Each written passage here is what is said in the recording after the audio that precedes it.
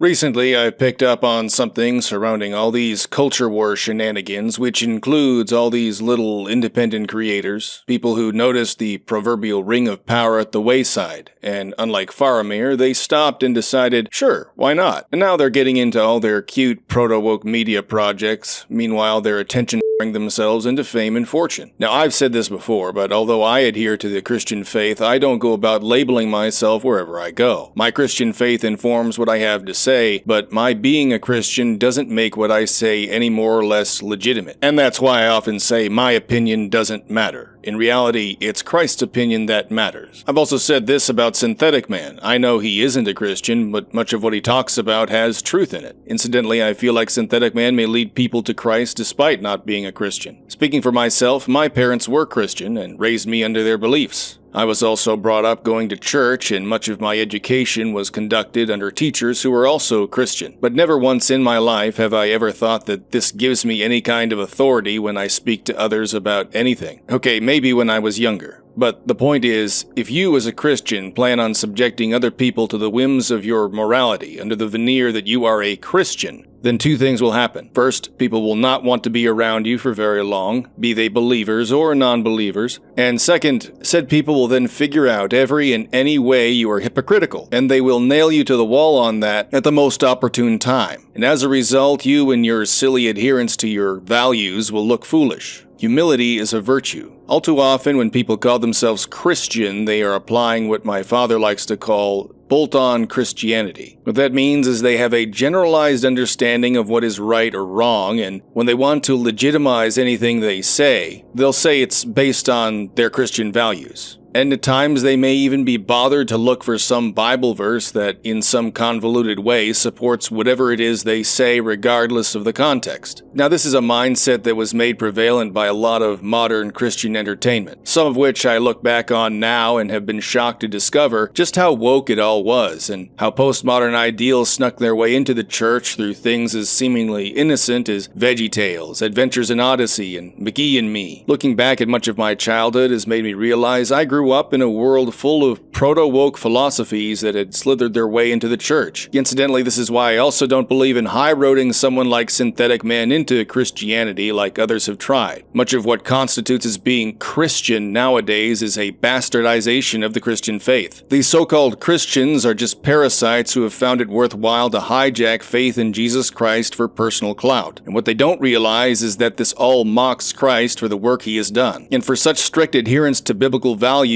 they should also know that Christ will not be kind to those who besmirch his name. So whenever I see some independent creator pop up trying to drum up support for whatever pet projects they have going on, and they call themselves Christian, I do a quick background check. What church did you go to? How long have you been a Christian for? Do you really adhere to the authority of the Christian church? Are you part of any congregation? Who is your pastor? Who are your elders? Who is your priesthood? Who do you reach out to when you need guidance? And what a lot of these so-called Christians do not understand, and would even fight against given our modern circumstances, is that real, true Christianity is authoritarian. Christ demands your submission. This is not an option. Incidentally, this is also why the progressive left so eagerly calls us Nazis and fascists. The psyop is for you to think of all forms of authority as evil, minus the very authority that informs that type of thinking. These are things you need to keep in mind when people talk about their fantasy realm ideologies like libertarianism, individual freedom, and limited government. You cannot have any of these things unless you have a people who are also willing to govern themselves. And people will not govern themselves unless they have first submitted to a higher authority.